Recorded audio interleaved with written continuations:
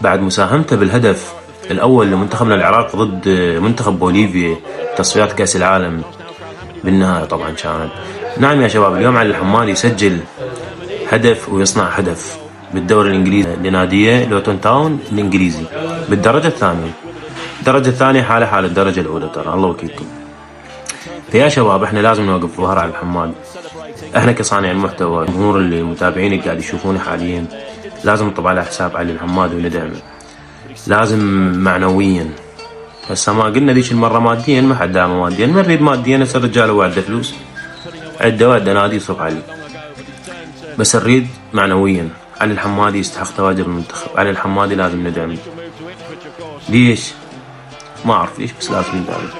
هذا مستقبلنا. لان تعرفون ايمن حسين عمره 32 سنة، ممكن سنتين ثلاثة بعد ما يقدر يلعب بالمنتخب، وهذا شاب بعد 22 سنة.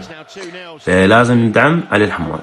يلا كنا سوا نشير على الحمادي ونطبع على حسابه.